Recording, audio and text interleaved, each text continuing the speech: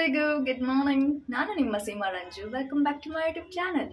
ಇನ್ನು ಯಾರೆಲ್ಲ ನನ್ನ ಯೂಟ್ಯೂಬ್ ಚಾನಲ್ನ ಸಬ್ಸ್ಕ್ರೈಬ್ ಮಾಡದೆ ನೋಡ್ತಾ ಇದ್ದೀರೋ ದಯವಿಟ್ಟು ಸಬ್ಸ್ಕ್ರೈಬ್ ಮಾಡ್ಕೊಂಡು ನೋಡಿ.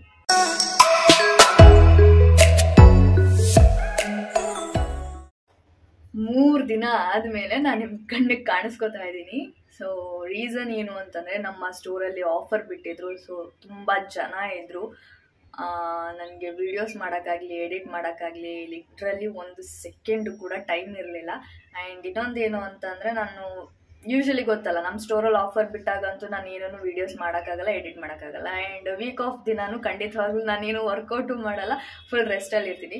ಸೊ ಆ 3 days ನಾನು ಅಲ್ಲಿ ಬ್ಯುಸಿ ಶೆಡ್ಯೂಲ್ ಇದ್ದಿದ್ದರಿಂದ ಅದ್ರ ನೆಕ್ಸ್ಟ್ ಡೇ ಅಂದರೆ ಇವತ್ತು ಮಂಡೇನೇ ವೀಕ್ ಆಫ್ ತೊಗೊಂಡ್ಬಿಟ್ಟಿದ್ದೀನಿ. ನನ್ನ ಕೈ ಲಿಟ್ರಲಿ ಬರೋಕ್ಕಾಗಲ್ಲ, ನನ್ನ ಕೈಲಿ ಆಗ್ತಾನೇ ಇಲ್ಲ ಅಂತ ನೈಟೇ ತಲೆಗೆ ಎಲ್ಲ ಎಣ್ಣೆ ಹಾಕ್ಬಿಟ್ಟು ಮೈಗೆ ಕೈಗೆ ಎಲ್ಲ ಎಣ್ಣೆ ಹಾಕ್ಬಿಟ್ಟು ಪೀಸಾಗಿ ಮಲ್ಕೊಂಡ್ಬಿಟ್ಟಿದ್ದೆ. ಸೊ ಇವತ್ತು ವೀಕ್ ಆಫ್ ಪ್ರಯುಕ್ತ ನಾನು ಲೈಕ್ ಬಿರಿಯಾನಿ ಮಾಡೋಣ ಅಂತ ಅಂದ್ಕೊಂಡಿದ್ದೀನಿ. ಯೂಶ್ವಲಿ ನಾನು ಮೈಸೂರು ಸ್ಟೈಲ್ ಇಲ್ಲಿದ್ದು ಸ್ಟೈಲ್ ಬಿರಿಯಾನಿ ಮಾಡಿದ್ರೆ ಒಳ್ಳೆ ಲೈಕ್ ಬಾತ್ ಮಾಡ್ದಂಗಿರುತ್ತೆ.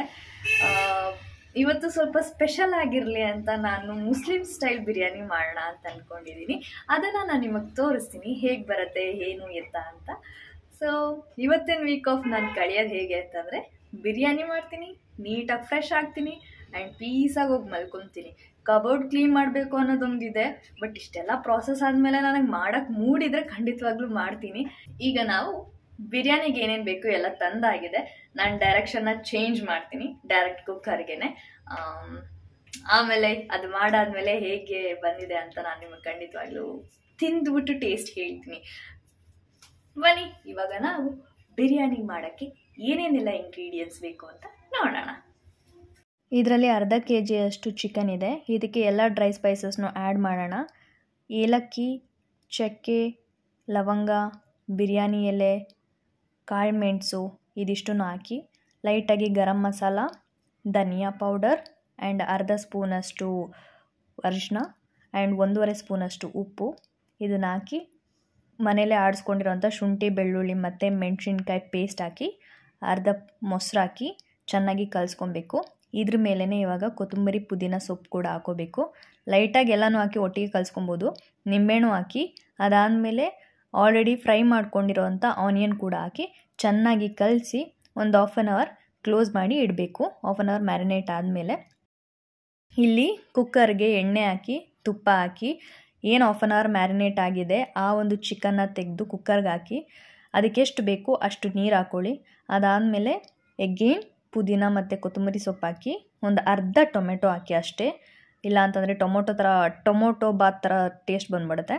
ಅದು ಹಾಕಿ ಒಂದು 2 ವಿಸಿಲ್ ಹೊಡೆದಾದ್ಮೇಲೆ 70% ಕುಕ್ ಆಗಿರೋ ರೈಸ್ನ 1 ಲೇಯರ್ ಅದ್ರ ಮೇಲೆ ಹಾಕಿ ಅದರದ್ದೇ ಮಸಾಲೆ ತೆಗೆದಿಟ್ಕೊಂಡಿದ್ದೆ ಅದನ್ನು ಲೈಟಾಗಿ ಹಾಕಾದ್ಮೇಲೆ ಆನಿಯನ್ ಹಾಕಿ ಕೊತ್ತಂಬರಿ ಪುದೀನ ಸೊಪ್ಪನ್ನ ಅದ್ರ ಮೇಲೆ ಇನ್ನೊಂದು ಲೇಯರ್ ಹಾಕಿ ಮತ್ತು ಎಗೇನ್ ಸೇಮ್ ಲೇಯರ್ ಇನ್ನೊಂದು ಸ್ವಲ್ಪ ಹಾಕಿ ಅದ್ರ ಮಸಾಲ ಹಾಕಿ ಈರುಳ್ಳಿ ಹಾಕಿ ಆ್ಯಂಡ್ ಎಗೇನ್ ಕೊತ್ತಂಬರಿ ಪುದೀನ ಹಾಕಿ ನೆಕ್ಸ್ಟ್ ಅದ್ರ ಮೇಲೆ ಒಂದು ಸ್ವಲ್ಪ ಲೆಮನ್ ಜ್ಯೂಸನ್ನ ಹಾಕಿ ಮುಗಿಸಿದ್ರೆ ಫೈನಲ್ ಟಚ್ ಮುಗಿಯುತ್ತೆ. ಸೊ ಇದು ಹಾಕಾದ್ಮೇಲೆ ಮತ್ತೆ 1 ವಿಸಿಲ್ ಆಗೋಕ್ಕೆ ಬಿಡಬೇಕು. ಕಂಪ್ಲೀಟಾಗಿ 1 ವಿಸಿಲ್ ಆದಮೇಲೆ ಓಪನ್ ಮಾಡಿ ಜಸ್ಟ್ ಆ ಒಂದು ಸ್ಮೆಲ್ಲಲ್ಲೇ ಬಾಯಲ್ಲಿ ನೀರು ಬರೋ ಥರ ಫೀಲ್ ಆಗ್ತಿತ್ತು, ಅಷ್ಟು ಚೆನ್ನಾಗಿ ಬೆಂದಿತ್ತು. ನಾನು ಆ ಒಂದು ವಿಸಿಲ್ ಹೊಡೆಯೋ ವರ್ಷದಲ್ಲಿ ಚಿಕನ್ ಗ್ರೇವಿ ಮಾಡ್ಕೊಂಡಿದ್ದೆ, ಮೊಸರು ಬಜ್ಜಿ ಮಾಡ್ಕೊಂಡಿದ್ದೆ. ಈಗ ಮಲಗಿ ಎದ್ದಿದ್ದೀನಿ. ಎಂಥ ನಿದ್ದೆ ಅಂದರೆ ಒಂದು ರೌಂಡ್ ಸ್ವರ್ಗಕ್ಕೆ ಹೋಗಿ ಬಂದಷ್ಟು ಖುಷಿ ಆಗ್ತಿದೆ. ಅಂದರೆ ನಾನು ಹೇಳಿದೆ ಅಲ್ವಾ ಆವಾಗಲೇ ನಿಮಗೆ, ಲೈಕ್ ಇಷ್ಟು ದಿನ ಮಾಡೋ ಬಿರಿಯಾನಿ ಬಂದು ಬಾತ್ ಥರ ಇತ್ತು ಅಂತ. ಇವತ್ತು ಮಾಡಿದ ಬಿರಿಯಾನಿ ನೆಕ್ಸ್ಟ್ ಲೆವೆಲಲ್ಲಿತ್ತು. ನನಗಂತೂ ಫುಲ್ ಖುಷಿ. ನನಗೆ ಅಡುಗೆ ಮಾಡೋಕ್ಕೆ ಯೂಶ್ವಲಿ ಬರಲ್ಲ, ಬಟ್ ಯಾವಾಗಲಾದ್ರೂ ಫಸ್ಟ್ ಟೈಮ್ ಈ ಥರ ಮಾಡಿದಾಗ ಅದರಲ್ಲೇ ಆ ಟೇಸ್ಟೇ ಒಂಥರ ಲೈಕ್ ಅಥೆಂಟಿಕ್ ಬಿರಿಯಾನಿ ಹಿಂಗಿರುತ್ತೆ ಎಕ್ಸಾಕ್ಟಾಗಿ ಮಾಡಿದ್ರೆ ಹೋಟೆಲಲ್ಲೆಲ್ಲ ಆ ಥರ ಮಸ್ತ್ ಟೇಸ್ಟ್ ಬಂದಿತ್ತು. ನೀವು ಒಂದ್ಸತಿ ಟ್ರೈ ಮಾಡಿ ಫ್ರೀ ಆಗಿದ್ದಾಗ. ಆ್ಯಂಡ್ ಇವತ್ತಿಗೆ ಇಷ್ಟೇ ವ್ಲಾಗ್.